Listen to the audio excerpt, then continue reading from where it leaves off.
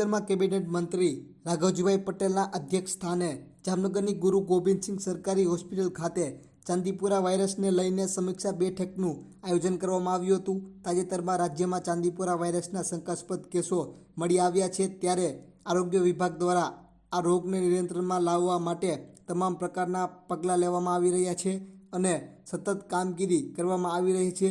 જામનગર જિલ્લામાં ચાંદીપુરા વાયરસના શંકાસ્પદ 2 કેસો મળી આવ્યા છે અને હાલમાં આ બંને બાળકોની સારવાર ચાલી રહી છે અને તેમનું સતત મોનિટરિંગ કરવામાં આવી રહ્યું છે। કૃષિ મંત્રી રાઘવજી પટેલે જરૂરી માર્ગદર્શન આપ્યું હતું અને વર્તમાન પરિસ્થિતિનો તાગ મેળવ્યો હતો।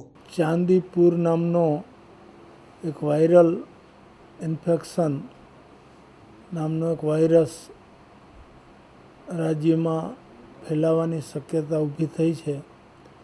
જામનગરમાં અત્યારે એના 2 કેસો એડમિટ હોસ્પિટલમાં થયા છે।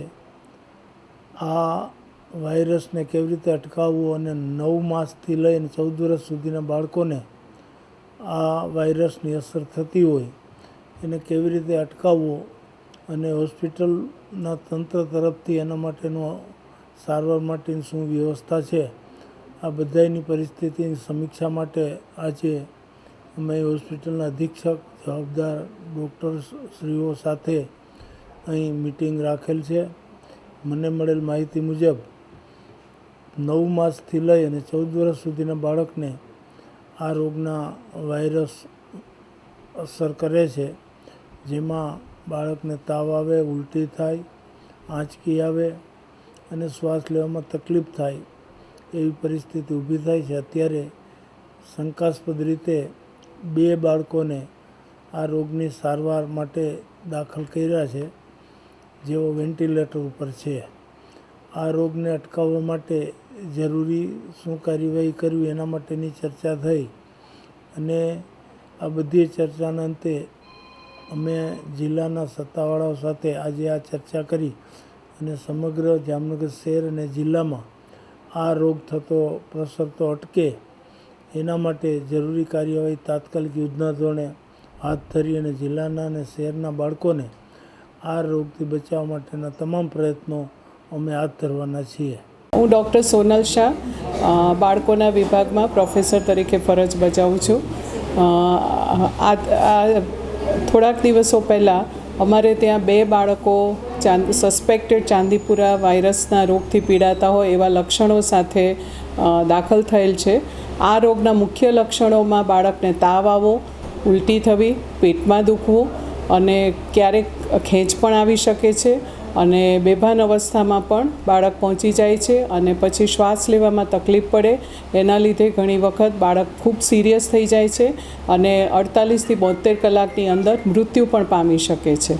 અને આ રોગ મોટાભાગે ગ્રામ્ય વિસ્તારોમાં કે જ્યાં ખૂબ જ અત્યારે વરસાદની સિઝનમાં ભેજનું પ્રમાણ હોય અને માટીના કાચા મકાનોમાં રહેતા હોય ત્યાં આગળ આ બાળકોને રોગ ફેલાવાની શક્યતા રહે છે।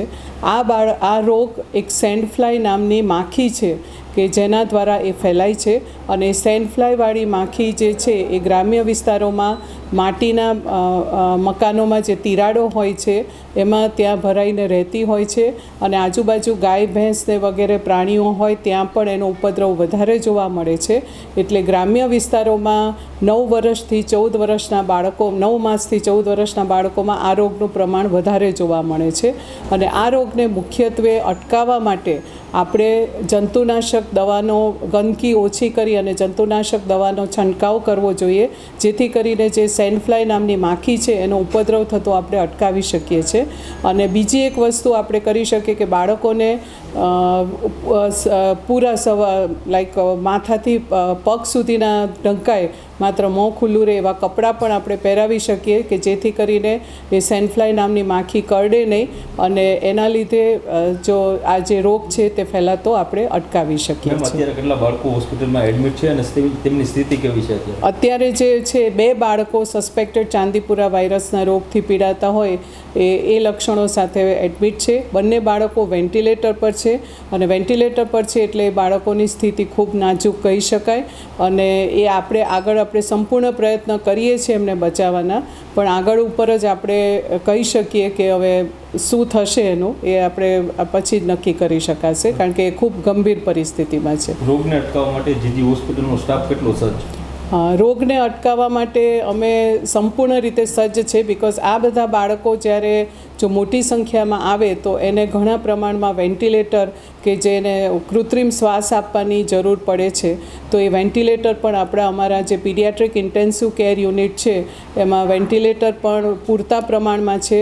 પૂરતા પ્રમાણમાં અમે અમારા નર્સિંગ સ્ટાફ અને અમારા જે રેસિડન્ટ ડૉક્ટર્સ છે એ બધાને પણ આજે અમે ટ્રેનિંગ આપવાના છે કે આ રોગ વિશેના લક્ષણો અને એની સારવાર કઈ રીતે કરી શકાય એના માટે લોકોને સંપૂર્ણ સજ્જ કરવા માટે આજે ટ્રેનિંગ પણ આપવામાં આવી છે. અને અમે જે અમારે આની કોઈ સ્પેસિફિક એન્ટીવાયરલ દવા તો હોતી નથી, પણ જે સપોર્ટિવ ટ્રીટમેન્ટ માટે જે દવાની જરૂર પડે છે એ દવાની પણ આપણા હોસ્પિટલ પાસે દવાનો યોગ્ય જથ્થો છે જ. બરાબર. હું ડૉક્ટર સુમિત ઉનડકટ અત્રેની મેડિકલ કોલેજના PSM વિભાગમાં સહપ્રાધ્યાપક તરીકે ફરજ બજાવું છું. છેલ્લા એક અઠવાડિયામાં આપણી પાસે 2 કેસ સસ્પેક્ટેડ ચાંદીપુરા વાયરસ ઇન્ફેક્શનના નોંધાયેલા છે. એના લક્ષણોને એ બધાની વાત મેડમે કરી છે. પ્રિવેન્શન માટે આપણે લોકોને જાગૃત કરવા માટે એટલું કરી શકીએ કે ખાસ કરીને આ જે ઇન્ફેક્શન છે એ સેન્ડફ્લાય નામના ઇન્સેક્ટના કરડવાથી થતું હોય છે. એ ફ્લાય છે પણ આપણી ઘરમાં જે માખી આપણને દેખાય એના કરતાં ઘણી જ નાની સાઇઝની હોય અને એ આપણને કરડે અને કરડવા પછી એનો ઇન્ફેક્શનનો ફેલાવો થતો હોય છે.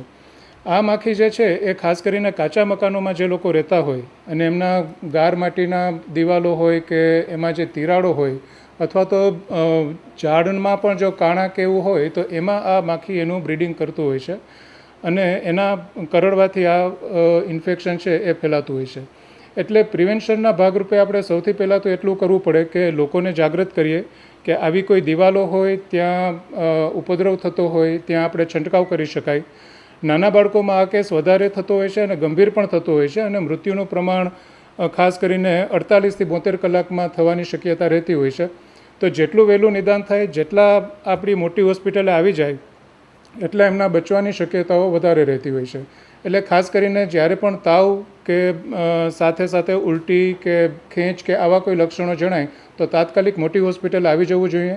અને ઘરમાં જો આવી તિરાડો કે આસપાસમાં ગાય કે ઢોર રાખવાના જો જગ્યાઓ હોય તો ત્યાં પણ આપણે ચોખ્ખાઈ રાખીએ અને દવાનો છંટકાવ ખાસ કરીને મેલેથિયોનનો છંટકાવ કરીએ તો એનાથી આનો ઉપદ્રવ ઘટી શકાય અને આપણે પ્રિવેન્ટ કરી શકીએ એવું છે.